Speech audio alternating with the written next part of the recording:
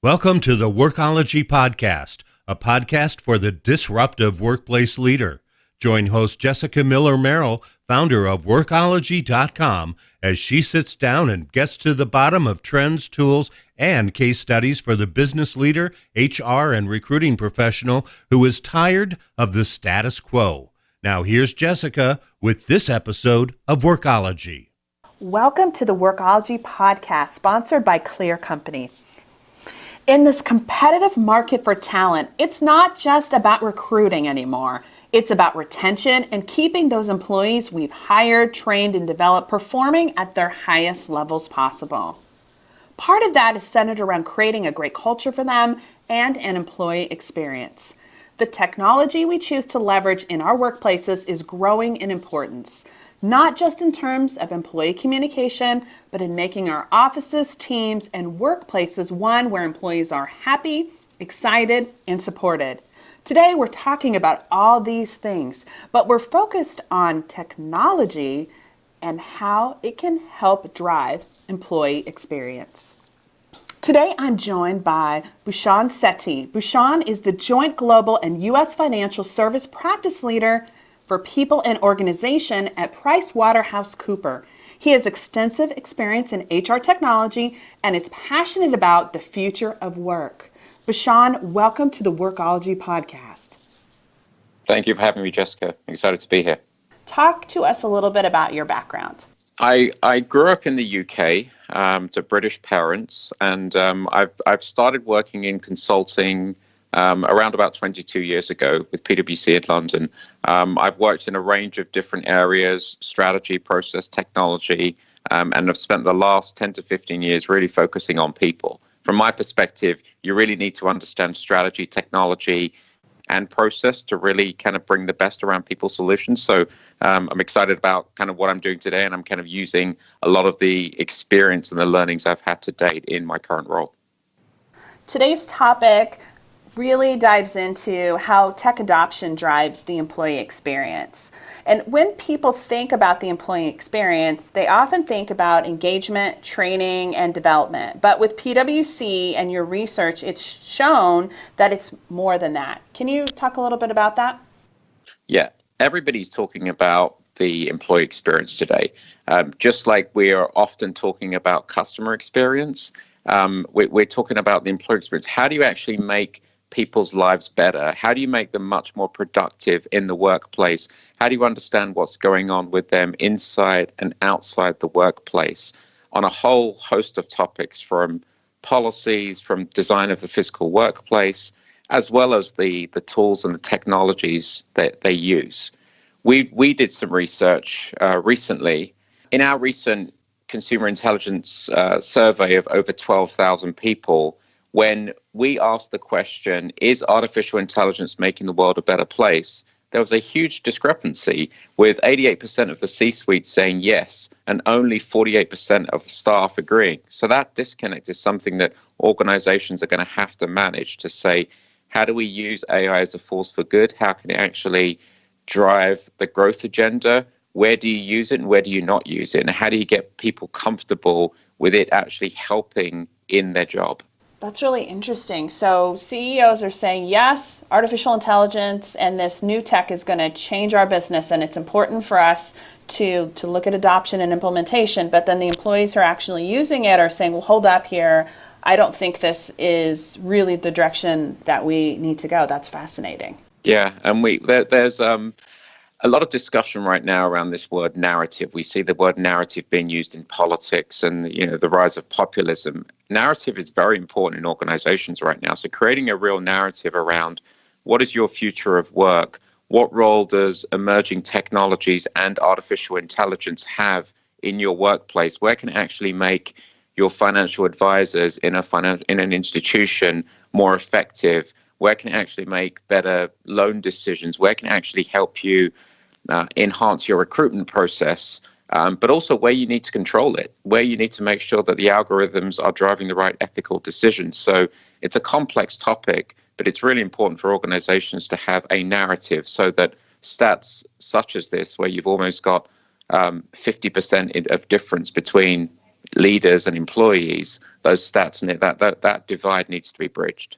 In our survey, 73% of the people said they know of systems that can help enhance their productivity. So yet more evidence that engaging employees in designing their own future is going to be incredibly important.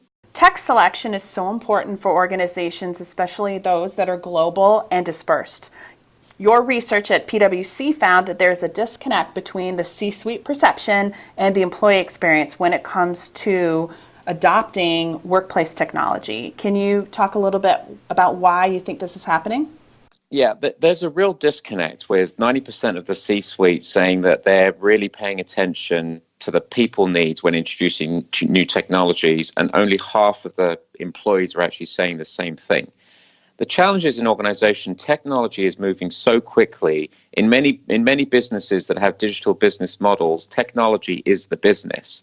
So really understanding, really making sure that your leaders who are actually funding those decisions, approving some of those decisions, actually have an ear and an eye for how is technology being used in the business, what are the challenges around adoption, where is it actually making people's lives better, where is it actually driving exponential growth or driving significant productivity and savings, is going to be important. And because many leaders, because of the pace of change, and because maybe the technologies that some leaders have grown up with may be very different to the technologies being used today, it's important for everyone in an organization to really engage with the technology and actually drive the technology, drive self-service, drive the use of their CRM tools, drive the use of HR systems, drive the use of business-facing applications, and actually be in the systems themselves.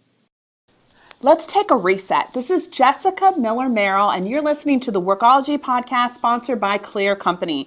Today, we're talking about how to use tech to drive the employee experience with Bhushan Sethi from PricewaterhouseCoopers. You can connect with Bhushan and PwC by going to the transcript of this podcast and connecting with him directly from LinkedIn, and also connecting with him on Twitter. But more importantly, you can access the report that we've been referencing at pwc.com/tech at work.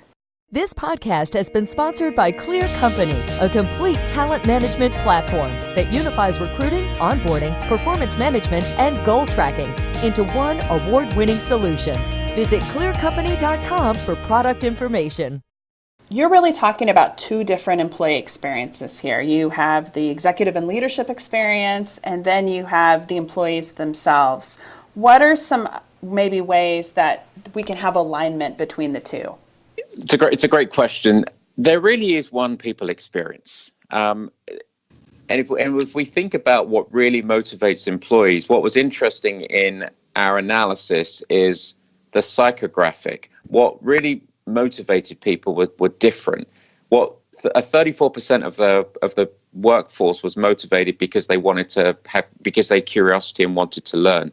37% actually were motivated because learning new technology would help advance them and gain status and recognition. The other third were actually motivated by less predictable change. In other words, they would be the proportion that will be most resistant. What was interesting is when we cut that data, that went across all kinds of demographics based on tenure, based on generation. So again, it's the classic models that we have where we think about the millennials are going to adopt technology and are on the generations that are our digital natives. This really does buck the trends. Really understanding what motivates people is really a new wave of thinking about stakeholder segmentation in companies. Tech adoption is important for all employees, and that's really what we're talking about today. But I think for a growing number of companies, the use of all this different types of tech is overwhelming. What can business leaders do to avoid burnout and or that sense that tech is keeping employees away from the human interactions that they have at work? Yeah, really important question. In terms of social responsibility, whether it's in our workplace or in our home place, and we know those lines are very much blurred for a lot of us, we've got to really make sure that we take time to regenerate, that we take time away from the screens, that we take time to connect on what's really important. At PwC, we have an initiative around well-being that we call Be Well, Work Well, where we force ourselves to take breaks and do things. That could be taking a walk, that could be engaging in a something without the screen, etc. So really important to make sure that we focus on some of the regenerative aspects of this. Half the employees that we surveyed said that they felt technology was taking them away from face-to-face interactions. We cannot escape the use of technology, and it has lots and lots of benefits, but building in where we need to have face-to-face interactions, for example, things like real-time feedback in a performance review process, there will be a tool that we can use, but there will need to also be a physical interaction between leaders and employees. So again, it's critical that we build in some of the regenerative processes in organizations around well-being, that we also think about managing our screen time and the time we spend with our tools, but also we need to acknowledge that end-to-end processes, the technology will play a role in that, but there's still going to need to be human interactions, especially for very humane tasks such as giving and receiving feedback. We have so many tech options, and I think that's probably what my podcast listeners would say. They are overwhelmed with options. What do you think are the most essential pieces of HR and or workplace technology that their companies should be considering to add in the next 12 to 24 months? Many firms have invested in a core HR system. We're seeing areas like recruitment where there's lots more emerging technology and innovation, especially in the areas of artificial intelligence and disrupting the recruitment process in terms of video screens and different ways of assessment. We're seeing innovation in the areas of performance management and some more engaging feedback types of tools. And we're also seeing changes in the types of dashboards that firms are using, the visualization tools for strategic workforce planning, so you can visualize how decisions you make on your workforce or you make on your automation strategy or your contingent workforce impact the headcount you have now and how that will flex based on changing business conditions in the future. What about related to the employee experience? Any recommendations or suggestions there? So the experience is really an interesting one in that we've typically measured things like engagement and employee sentiment. We're also now seeing areas like employee listening and social listening in terms of what people are saying about you outside of your firm. We've got, firms are starting to measure stats around employee productivity and also the adoption of new technology. As we've described, a need to think holistically about the experience that people have in the workplace, in addition to the tools that you provide, but what people are saying about you outside the organization, the sentiment in the organization, and what maybe customers are saying about you will all factor into an individual's employee experience. So we're seeing dashboards that include a range of those areas. As we think about employee experience, it's not just about business as usual. Anytime you're embarking on a major change program, we're helping our clients think through what is the impact on their overall experience. As you're introducing new changes in process, new changes in technology, they're also going to be inundated with lots of other changes that are going on in their core process and their technology. So thinking about more than just a change management plan, but what this is doing actually to people's experience and how it's actually improving or impacting their lives at work is going to be important. There's some of the dashboards and the measures that we're creating on large-scale change and transformation programs today. All this information has been great, and I love the insights that you've been able to provide us here, because I think a lot of business leaders are grappling with these kinds of questions. Where can people go to learn more about you and then the PwC research that you've been citing throughout this interview? Thanks, Jessica. For more information on some of the stats behind the report I cited today, please visit our website, pwc.com/tech@work. And if you want to connect with me and see more about kind of some of my videos and thought leadership, please connect with me on LinkedIn or Twitter.